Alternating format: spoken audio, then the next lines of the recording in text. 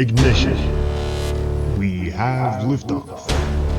Rezolve AI shareholders, how are you doing today?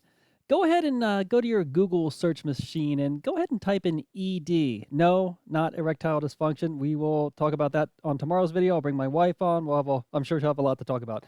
Type in ED. And for me, what comes up is Edgar SEC. Go ahead and click on that first link there. And here is where you can type in your favorite stock, your absolute favorite stock.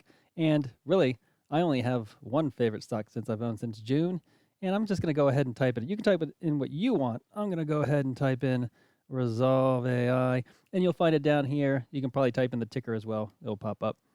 And let's go ahead and look at the company search results here. And on October 2nd, the filing date, let's look at the 13G, open it up, and here's where I got really excited for a second because I was like, oh my gosh, they just purchased 15 million new shares, but it wasn't meant to be. This is something that has already been completed, but they're showing us the proof here and also the percent of class represented by amount in row 9. So 5.3% stake here. And this is all part of the $50 million strategic investment by Citadel Global Equities. I think this is back in July, but I got really excited for a second because I thought they had purchased new shares recently. So got a little overexcited there, and I guess that's why they call me dumb man investing. Because, Citadel's a hedge fund. They want a 3x, 5x, 10x, whatever x. And so do we. And so they believe, like we believe, that this stock has a lot of future growth ahead of itself. I can't wait for the days that when we're at 10, when we're at 20, when we're at 30. Now, there will come a point where if we get to that mark, 20 or 30, Citadel will offload shares onto the retail community. So we got to be aware of that, but let's get there first. Let's have that problem. Let's have the problem of being at $20 a share. Let's have the problem of being at $30 per share. And if we ever do get to that point, for me, I'm a kind of a conservative guy. And so if I have a stock that goes up 30, 40%, 50%, I like a lot of times I take profit, and I miss out on such huge gains on a lot of these stocks. And you know what? I am just really envious of some of you, and jealous of some of you, not for the amount of shares that you hold, but the courage of your conviction, the courage to hang in there, to not sell when you're up 100, 200, 300%.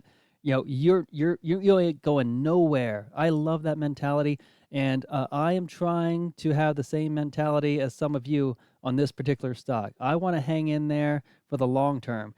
I've been in Palantir in the 7s and made 30% and got out and missed the huge uprising on that stock. Where is it at now? 130? Life-changing money. Missed it.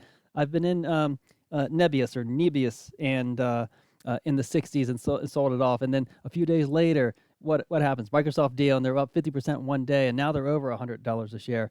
So I want to be like you, and I am envious of some of you. Once again, not for the amount of shares that you hold, but just the courage of your conviction to hang in there, to knowing that you're not selling, that you believe in this company, you believe in the management, you believe in the team, you believe in the vision, you believe in the technology, you believe in everything that Dan is going to help create for us. And so I want to be more like you on this particular stock. I ain't going nowhere. So I'm excited for the opportunity. I'm excited for this ride. You know what I'm excited about? When I search YouTube for Rezolve, there are so many YouTube channels popping up. Oh, this guy right here with trending stocks, he's always putting out some good videos on Rezolve. So go ahead and check out, if you haven't checked out yet, trending stocks. Now, I don't like this guy in the middle here too much, this Crypt Keeper, but he did hate on Rezolve, and ever since then, stock's going up. There's another YouTuber called Creative Investor, and he seems to be pretty popular. I've watched some of his videos. He does a great job. And you know what? There are a lot of new YouTube videos popping up where it looks like it's like AI, somebody's AI generating videos and pumping them out. They don't show their face. It seems like it's, there's it just seems like it's AI generated, and I don't really like those. It seems like a lot of the information is wrong, or it's just not up to date, and so I can't get into those. But These two I just showed you, they are pretty good. So check them out if you haven't. And remember, folks, Rezolve AI is not a household name. Not a lot of people know about this stock yet. It's still early. It's still super early. Now, where does the stock go from here? Does it go cross over $10 a share before the next earnings in April? I believe it can. Now, a lot of people think it's going to 20 or 30 very soon. I don't think that's happening. I think that it may touch 10 around that area sometime between now and earnings in April. But I believe by the time we get to into April, we're going to be probably in the 8 or 9. Even if we get to 9 or 10, we're talking about a 50% move. That's huge, a huge move in a short amount of time. But I believe that we come up on earnings, we're under 10, and Dan is going to have to deliver on the promises. 500 ARR, he's going to have to show clear visibility towards that.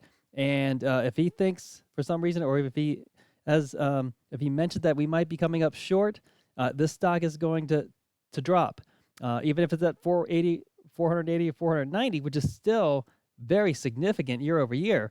But because of the promise was 500, we're expecting that or higher. So we got to be careful, because if he doesn't deliver, this is going to be such a huge test. The first earnings report, man, it was nervous, and I was nervous, and he delivered. But now we're gonna have to see the results. This second earnings report is gonna be a big one. So expect some volatility. I think we stay under 10 as we get into close to earnings, and it's gonna be up to Dan and his team to deliver the news, the good news. And if he does, there's no stopping us. If we get news that doesn't show clear visibility towards the promises made, then we're going to go down from there. So we'll see how it plays out. I'm excited for it. I hope you're doing well. Take care. Bye.